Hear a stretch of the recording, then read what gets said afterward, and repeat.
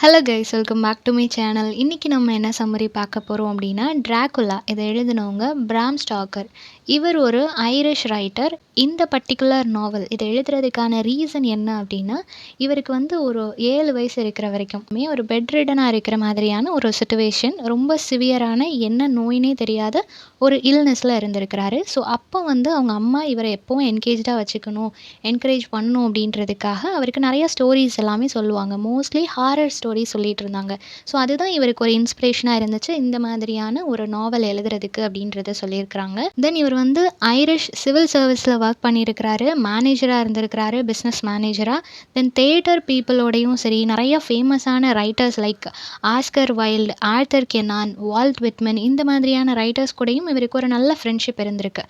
European ஃபோக்லோர்ஸை inspire பண்ணி தான் எழுதியிருப்பாங்க. அவங்க அம்மா சின்ன வயசில் கதை சொன்னாங்கன்னு சொன்னாங்க இல்லையா, ஸோ அதை வந்து இன்ஸ்பயர் பண்ணியும் தென் இவர் ட்ராவல் போவார். அந்த மாதிரி இங்கிலாந்து, ஸ்காட்லாண்டுக்கெலாம் இவர் ட்ராவல் போனதை வச்சு அந்த காத்திக் எலமெண்ட்ஸ் எல்லாத்தையும் மிக்ஸ் பண்ண மாதிரி, பிளெண்ட் ஆன மாதிரி தான் இந்த நாவல் வந்து எழுதியிருக்கிறாங்க. ஓகேவா? ஸோ இது வந்து 1897 பப்ளிஷ் பண்ணியிருக்கிறாங்க. இதோட ஜான்ரா அப்படின்னு பார்க்கும்போது காத்திக் ஹாரர் அந்த ஜான்ரால் தான் எழுதியிருக்கிறாங்க. ஓகேவா? வேம்பயர் அப்படின்ற ஒரு எலமெண்ட் வந்து எல்லாருமே கேள்விப்பட்டிருப்போம், காட்டேரின்னு சொல்லுவோம் இல்லையா. ஸோ அந்த மாதிரியான ஒரு ஈவில் லைக் ஃபிகர் வந்துட்டு என்ன மாதிரியான அட்மாஸ்ஃபியரை க்ரியேட் பண்ணுது, யாரெல்லாம் அஃபெக்ட் ஆகிறாங்க அப்படின்றது தான் இந்த என்டையர் நாவல். ஓகேவா? இது ஒரு எபிஸ்டலரி ஃபார்மேட்டில் இருக்கும். ஏன் அப்படின்னா இதில் வந்து நிறையா டைரிஸோட என்ட்ரிஸாக இருக்கட்டும், லெட்டர்ஸ், நியூஸ் பேப்பர் ஆர்டிகல்ஸ், இந்த மாதிரி நிறைய விஷயங்களை வந்து அவங்க இன்ஃபர்மேஷனுக்காக எடுத்துப்பாங்க. தென் இதோட செட்டிங் அப்படின்னு பார்க்கும்போது ஒரு டிராகுலாவோட ஒரு கேசல் இருக்கிற மாதிரி கொடுத்துருப்பாங்க. தென் இங்கிலாண்டுமே இதில் ஒரு முக்கியமான இடமா இருக்கும். ஃபர்ஸ்டே சொன்ன மாதிரி இந்த ஈஸ்டர்ன் யூரோப்பியன் வேம்பயர் அப்படின்ற அந்த ஒரு மித்தலாஜிக்கல் கேரக்டர் அவர் கேட்டிருப்பார் இல்லையா, அதை ஒரு இன்ஸ்பிரேஷனாக வச்சு தான் இந்த பர்டிகுலர் கவுண்ட் டிராகுலா அப்படின்ற ஒரு கேரக்டரை வந்து அவர் கிரியேட் பண்ணியிருக்கிறாரு. தென் இவர் ஒன்ஸ் ஒயிட் பி அப்படின்ற இடத்துக்கு வந்து ஒரு விசிட்காக போயிருப்பார். அவரோட நாவல்லையும் அந்த மாதிரி அதே இடத்துல ஒரு ஷிப்ரெக் நடந்த மாதிரி மென்ஷன் பண்ணியிருப்பாரு. இதில் வந்து விக்டோரியன் பீரியடில் இருக்கக்கூடிய நிறைய இமோஷன்ஸ், அந்த ஷேட்ஸ் எல்லாமே, முக்கியமாக ஃபியர் ஆஃப் ஃபாரின் இன்ஃப்ளூயன்ஸ், ஃபாரினில் இருக்கக்கூடிய அங்கே நம்ம பயப்படக்கூடிய சில விஷயங்கள் இருக்கும் இல்லையா, அது எல்லாத்தையும் இந்த நாவலில் அவர் எடுத்துகிட்டு வந்திருப்பார். இதை வந்து நிறைய மூவிஸாக, பிளேஸ், இந்த மாதிரி மீடியா ரிலேட்டடாக நிறைய அடாப்ஷன்ஸ் எல்லாமே வந்திருக்கு. பாப்புலர் கல்ச்சர் எடுத்துக்கிட்டோம் அப்படின்னா அதில் இந்த டிராகுலா அப்படின்ற அந்த ஒரு ஃபிகர் வந்து ஒரு இம்பார்ட்டண்ட்டான எலமெண்ட்டாகவே மாறிடுச்சு அப்படின்றத சொல்கிறாங்க. ஓகே, கேரக்டர்ஸ் பார்த்துடலாம். கவுண்ட் டிராகுலா இது வந்து ஒரு வேம்பயர். ஓகேவா? பட் அவங்க போர்ட்ரே பண்ணுறது ஒரு நோபல் மேன் மாதிரி, நார்மலான ஒரு பர்சன் மாதிரி போர்ட்ரே பண்ணிப்பாங்க. பட் ஆக்சுவலாக அது ஒரு வேம்பயர், ஒரு காட்டேரி. ஓகேவா? ஸோ அவங்கக்கிட்ட நிறையா சூப்பர் நேச்சுரல் பவர் எல்லாமே இருக்கும். அண்ட் ஆல்சோ நிறைய டார்க் ஆம்பிஷன்ஸோடு இருக்கக்கூடிய ஒரு கேரக்டர். தென் ஜோனத்தன் ஹார்க்கர், இவங்க யார் அப்படின்னா இவங்க தான் ப்ரொட்டகானிஸ்ட், ஒரு யங் இங்கிலீஷ் லாயராக இருப்பாங்க. இவங்க இந்த டிராகுலாவை மீட் பண்ணுற மாதிரியான ஒரு சிச்சுவேஷன் வரும். தென் மின்னா அப்படின்றவங்க ஜோனத்தானோட ஃபியான்சி, ஆஃப்டர்வர்ட்ஸ் 2 பேரும் மேரேஜ் பண்ணிப்பாங்க. ஸோ ஒய்ஃப் ஆகிடுவாங்க. ரொம்ப இன்டெலிஜென்ட்டான ஒரு லேடி அண்ட் ஆல்சோ ஸ்ட்ராங்கான ஒரு பர்சனும் கூட. தென் மின்னாக்கு ஒரு ஃப்ரெண்ட் இருப்பாங்க, அவங்க பேர் லூசி. தென் ப்ரொஃபஸர் ஆப்ரஹாம் வான் ஹெல்சிங் அப்படின்ற ஒரு கேரக்டர். இவங்க வந்து ஒரு டச் டாக்டர் அண்ட் ஆல்சோ இந்த வேம்பயர்ஸை பற்றி அதை பற்றி ரொம்ப நல்லா தெரிஞ்ச ஒரு எக்ஸ்பர்ட்டாகவும் இவர் இருப்பார். ஸோ இவ்வளோ தான் இம்பார்ட்டன்ட் கேரக்டர்ஸ். இது போக சில மைனர் கேரக்டர்ஸ் இருக்கிறாங்க. அந்த நாவல் மூவ் ஆகும்போது பார்க்கலாம். ஓகேவா? ஓகே, சம்மரி பார்த்துடலாம். ஜோனத்தன் ஹார்க்கர்னு சொன்னாலே அவர் ஒரு யங் இங்கிலீஷ் லாயர். அவர் வந்து ஒரு ட்ராவல் போகிறாரு, ஒரு ரியல் எஸ்டேட் டிரான்சாக்ஷன் ரிலேட்டடாக அவர் ஒரு ட்ராவல் போகிற மாதிரியான ஒரு சிச்சுவேஷன் அமையுது. அப்போ எங்கே போகிறாரு அப்படின்னா டிராகுலான்னு சொன்னாலே அவரோட கேசலுக்கு போகிறாரு. அவர் கூட தான் அவருக்கு டீலிங். ஸோ அதனால் அவரோட கேசலுக்கு போகிறாரு. டிரான்சில்வேனியா அப்படின்னு சொல்லக்கூடிய ஈஸ்டர்ன் யூரோப்பியன் கண்ட்ரி தான் அது. ஓகேவா? அங்கே தான் இருக்குது. அந்த இடத்துல இருக்கக்கூடிய அந்த கேசலுக்கு இவர் ட்ராவல் போயிட்டுருக்கிறாரு. போகிறதுக்கு முன்னாடி அங்கே இருக்கிற சிச்சுவேஷன் எதுவுமே இவருக்கு தெரியாது. டிராகுலா அப்படின்றது ஒரு பர்சன், அவரோட பிஸ்னஸ் மீட்டிங்காக நான் போகிறேன் அப்படின்னு சொல்லிட்டு அங்கே போகிறாரு. அங்கே அவர் போயிட்டுருக்கும்போது அவர் அந்த கண்ட்ரியை ரீச் பண்ணும்போது ரொம்ப பியூட்டிஃபுல்லான வியூஸ் எல்லாமே பார்க்குறாரு. எல்லா இடமும் ரொம்ப அழகாக இருக்குது. எல்லாத்தையும் ரசிச்சுட்டு போயிட்டுருக்கிற சமயத்தில் இப்போ அந்த கேசல் எங்கே இருக்குன்றது தெரிஞ்சுக்கணும் இல்லையா, அதனால் அங்கே ஒர்க் பண்ணிகிட்டு இருக்கிற ஒரு பெசன்ட் கிட்ட கேட்குறாரு, அந்த கேசல் எங்கே இருக்குது அப்படின்னு சொல்லி கேட்கும்போது அவர் பயந்து போயிடுறாரு. நீங்கள் எதுக்காக அங்கே போகிறீங்க, அங்கெல்லாம் போகாதீங்க, நாங்கள் யாருமே அங்கே போக மாட்டோம், அந்த கேசலில் வந்து ஒரு ஈவல் இருக்குது, அதனால் நீங்கள் அங்கே போகாதீங்க அப்படின்னு சொல்லிட்டு ரொம்ப வார்ன் பண்ணுறாரு. அண்ட் ஆல்சோ அவர் வந்து ஒரு க்ரூசிஃபைஸ், சிலுவை இருக்கு இல்லையா? அந்த சிலுவை எல்லாத்தையும் குடுத்து, "இத நீங்க வச்சுக்கோங்க" அப்படின்னு சொல்லிட்டு சில சார்ம்ஸ் மாதிரியும் குடுக்குறாங்க. இது எல்லாமே உங்கள நோக்கி வர்ற அந்த ஈவில்ஸ அட்டாக் பண்ணும் அப்படின்னு சொல்லிட்டு குடுக்குறாங்க. தென் அவர் ஏதோ உச்சரிக்கிறாரு. அது ஃபர்ஸ்ட் இவருக்கு புரியல. ஒரு ஸ்ட்ரேஞ்ச் வேர்ட்ஸா இருக்கு. ஆஃப்டர்வர்ட்ஸ் அண்டர்ஸ்டாண்ட் பண்ணிக்கிறாரு. அவர் வந்து வேம்பயர் அப்படின்றத தான் சொல்றாரு அப்படின்றது புரிஞ்சு போச்சு. கேட்ட உடனே ஹார்க்கருக்கு ரொம்ப பயமா இருக்கு. "என்னடா இப்படி சொல்றாரே!" அப்படின்னு சொல்லிட்டு ரொம்ப பயப்படுறாரு. ஆஃப்டர்வர்ட்ஸ் சரி ஓகே, இவங்களுக்கு இந்த மாதிரி ஒரு நம்பிக்கை இருக்குமா இருக்கும். நம்ம அந்த மனுஷன தானே பார்க்க போறோம். கேசல்ல என்ன இருந்தா நமக்கு என்ன அப்படின்னு சொல்லிட்டு மீட்டிங்க முடிச்சுட்டு வந்துரலான்ட்டு அவரு போறாரு. டிராகுலாவோட அந்த கேரியேஜ் வருது இவர பிக்கப் பண்ணிக்கிறதுக்காக.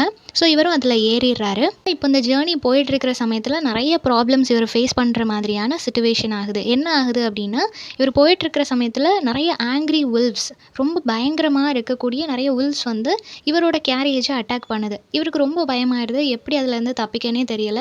இருந்தாலும் எப்படியோ சமாளிச்சு அத கடந்து வந்துர்றாங்க. இப்போ அந்த கேசல ரீச் பண்ணும்போது ரொம்ப மோசமான கண்டிஷன்ல சீக்கிரம் இடிஞ்சு விழுந்துரும் அப்படின்ற மாதிரி ஒரு கேசல். அந்த ஓல்டு கேசல்குள்ளேருந்து ஒரு எல்டர்லி பெர்சனான டிராகுலா அப்படின்றவங்க வராங்க. ஆனா அவங்கள பார்த்தா அந்த வேம்பயர் மாதிரியெல்லாம் இல்ல.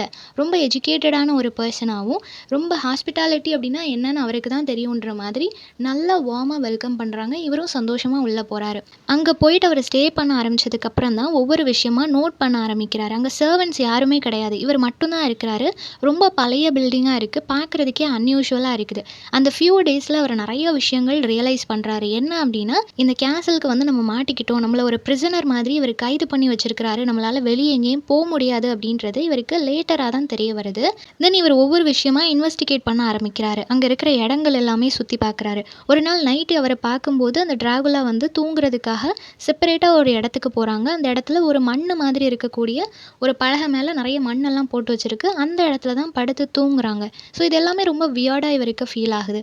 தென் அங்க வந்து ஒரு சேப்பல் மாதிரி ஒரு இடம் இருக்கு. எல்லாமே இவருக்கு வியர்டா இருக்கு. யாருமே இல்லாம இவர் மட்டும் தனியா எல்லா வொர்க்கையும் பண்ணிட்டு, யாருக்கிட்டயும் பேசாம எப்பவும் ஒரு டார்க்னஸ்குள்ள இருந்துட்டு, இந்த மாதிரி அந்த பிஹேவியர்ஸ் எல்லாமே ரொம்ப வியர்டா இருக்கு. இவர் வந்து ஒரு பிரிசனர் மாதிரி தான் இங்க மாட்டிக்கிட்டாரு அப்படின்றதும் தெரிஞ்சு போச்சு. இப்போ அவர் என்ன ரியலைஸ் பண்றாரு அப்படின்னா, இவன்கிட்ட நெறைய சூப்பர் நேச்சுரல் பவர்ஸ் இருக்கு அப்படின்னும், நெறைய டார்க்கான ஆம்பிஷன்ஸோட இவர் இருக்கிறாரு அப்படின்றதும் தெரிஞ்சு போச்சு. ஸோ ஹார்க்கர் வந்து என்ன யோசிக்கிறாருன்னா, எப்படியாவது இந்த டிராகுலா கிட்ட இருந்து நம்ம தப்பிச்சிரணும் அப்படின்னு சொல்லி யோசிச்சுட்டு இருக்கிறாரு.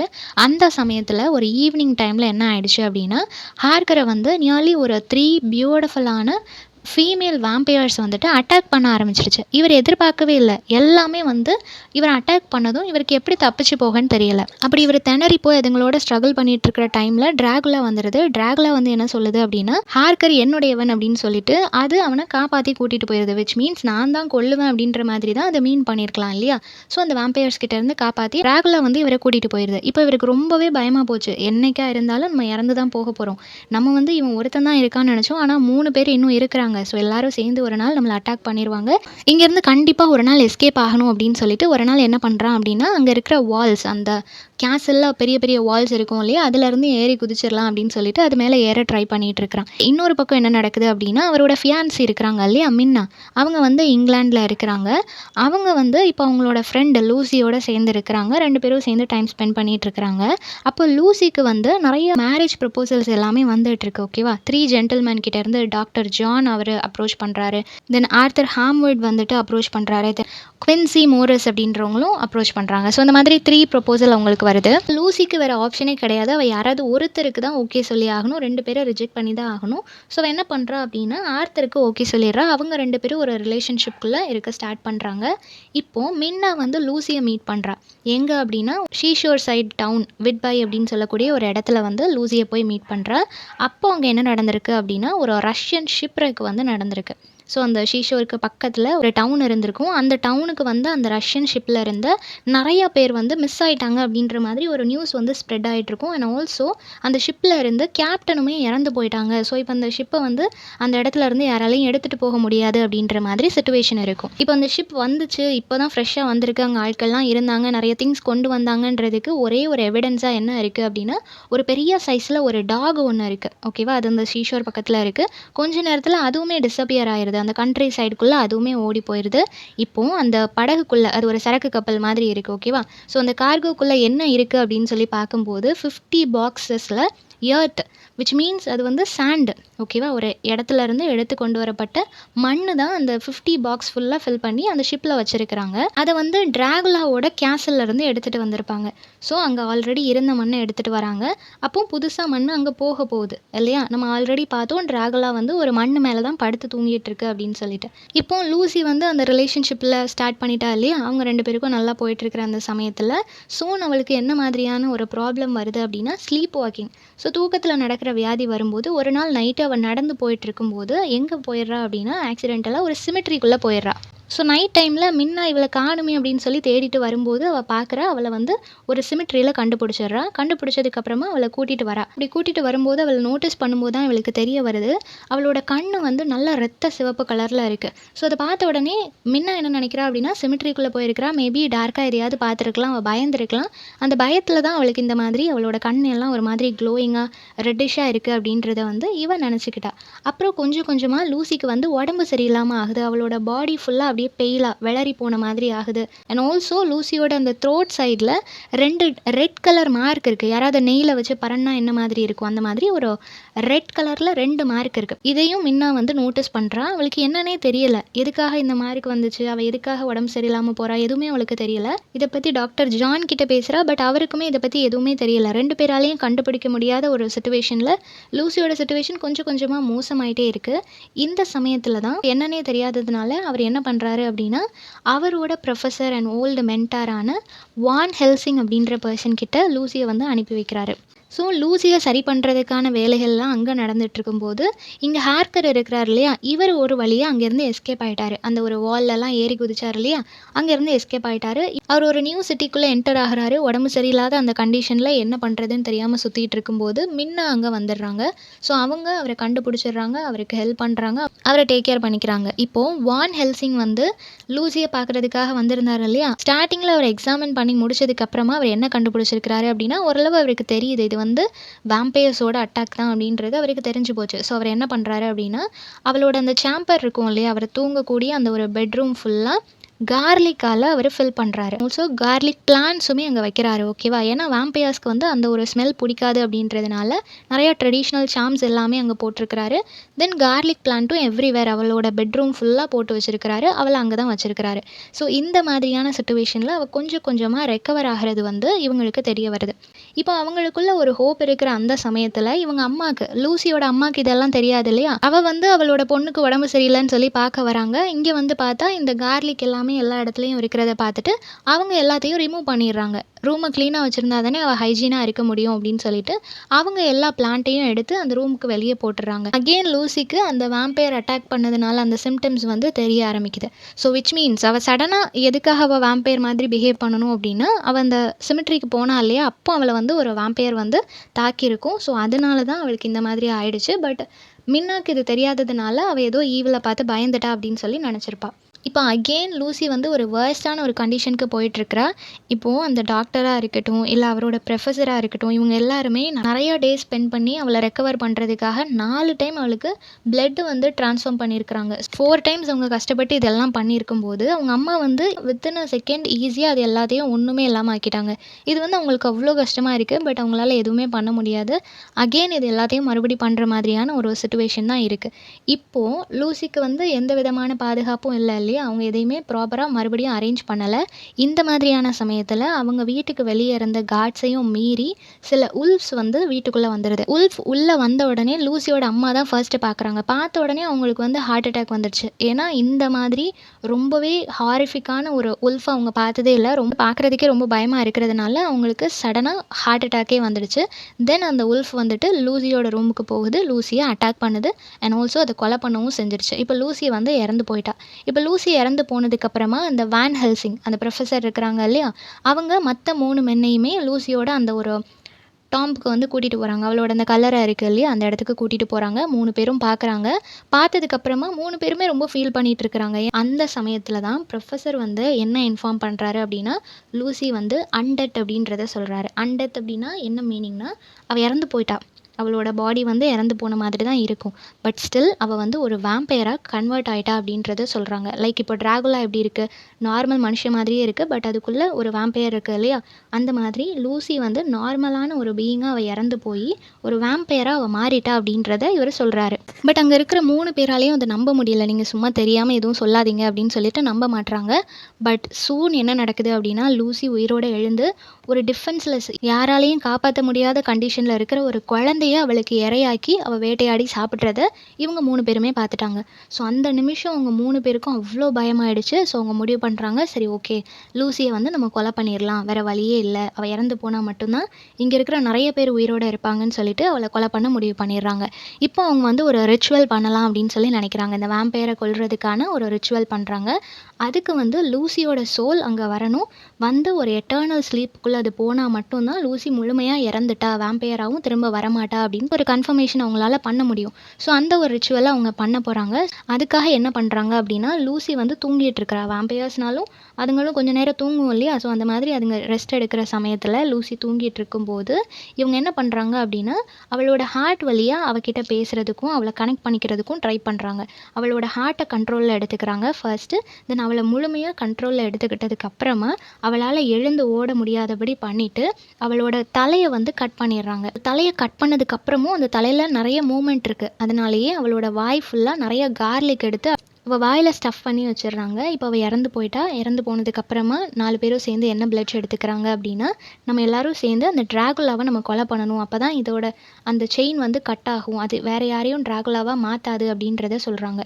ஸோ இப்போ வந்துட்டு மின்னா அண்ட் ஜோனத்தன் 2 பேரும் மேரேஜ் பண்ணிக்கிறாங்க. ஜோனத்தன் நல்லா க்யூர் ஆகிட்டான். ஸோ 2 பேரும் மேரேஜ் பண்ணதுக்கப்புறமா அகெயின் இப்போ இங்கிலாந்துக்கு திரும்ப வராங்க. இங்கே வந்து இவங்க ஒரு சீக்ரெட் ஆப்ரேஷன் பண்ணிகிட்டு இருக்கிறாங்க இல்லையா, டிராகுலாவை கொல்றதுக்காக. அதில் வந்து இவங்களும் ஜாயின் பண்ணிக்கிறாங்க, அவங்களுக்கு ஹெல்ப் பண்ணுறாங்க. அப்போ வென் ஹெல்சிங் அப்படின்ற அந்த ப்ரொஃபஸர் வந்து என்ன சொல்கிறாரு அப்படின்னா, மின்னா நீ வந்து நிறைய டைரிஸ் எல்லாமே கலெக்ட் பண்ணு, ஜேர்னல்ஸாக இருக்கட்டும், டைரிஸ், லெட்டர்ஸ், இந்த மாதிரி உன்னோட ஹஸ்பண்டான ஹார்க்கராக இருக்கட்டும், இல்லை டாக்டர் ஜானாக இருக்கட்டும், யார் எழுதுனதாக இருந்தாலும் சரி, அவங்களோட அந்த ஜேர்னல்ஸ் என்ட்ரிஸாக இருக்கட்டும், டைரிஸ், லெட்டர்ஸ், இந்த மாதிரி எது கிடைச்சாலும் அது எல்லாத்தையும் நீ எடுத்துகிட்டு வா, அது வந்து நமக்கு ஹெல்ப் ஆகும் அப்படின்னு சொல்லிட்டு அதை கலெக்ட் பண்ணுறதுக்காக மின்னாவை வச்சுருப்பாரு. மின்னாவும் அக்செப்ட் பண்ணிவிட்டு அந்த ஒர்க்கை பண்ணிகிட்டு இருப்பா. இப்போது இவங்க வந்து அந்த டிராகுலாவை வாட்ச் பண்ணிகிட்டு இருக்கிறாங்க இல்லையா, அப்போ அவங்களுக்கு என்ன தெரிய வருது அப்படின்னா, சாண்டு போயிட்டு இருக்கு இல்லையா, அந்த சாண்ட் எல்லாம் எதுக்காக போகுது அப்படின்னா, அங்கே ஒரு சேப்பல் இருக்கும்னு சொன்னேன் இல்லையா, அந்த இடத்துலையும் சரி, அவர் தூங்க போகிற அந்த இடத்துலையும் சரி நிறைய மண்ணாக போட்டு வைக்கிறாங்க. ஏன்னா அந்த வேம்பயர்ஸ்க்கு எல்லாத்துக்கும் என்ன மாதிரியான ஒரு இன்ட்ரெஸ்ட் இருக்கும் அப்படின்னா, அது பிறந்து வளர்ந்த அந்த மண்ணில் தான் அது தூங்கணும் அப்படின்ற மாதிரி அதுக்கு ஒரு ஆசை இருக்கும். ஸோ அது பிறந்து வளர்ந்த இடத்துல இப்போ அது இல்லை இல்லையா, ஸோ அங்கேருந்து மண்ணை எடுத்துகிட்டு வந்து இந்த இடத்துல போட்டு தூங்குது அப்படின்றது இவங்களுக்கு தெரிய வருது. ஸோ அதில் ஏதாவது நம்ம கொலாப்ஸ் பண்ணோம் அப்படின்னா அதை பிடிக்கிறதுக்கு சான்சஸ் இருக்குது அப்படின்னு சொல்லி இவங்க நினைக்கிறாங்க. இப்படி அவங்க பண்ணிட்டு இருக்கிற எல்லா ஒர்க்கும் நல்லா போயிட்டு இருக்கும்போது, அந்த பிளான் ப்ராப்பராக எக்ஸிக்யூட் பண்ணிட்டு இருக்கும்போது என்ன நடக்குது அப்படின்னா, அந்த டாக்டர் ஜான் இருக்கிறாங்க இல்லையா, அவங்களோட ஒரு மென்டல் பேஷண்ட் வந்து என்ன பண்ணிடுறாங்க அப்படின்னா, அவர் பேர் ரென்ஃபீல்ட். அவர் என்ன பண்ணுறாருன்னா, இந்த டிராகுலாவை கூட்டிகிட்டு போகிறாரு, அவரோட அந்த அசேலம்க்கு கூட்டிகிட்டு போகிறாரு. அங்கே வந்து நிறைய பேர் ஸ்டே பண்ணியிருக்கிறாங்க.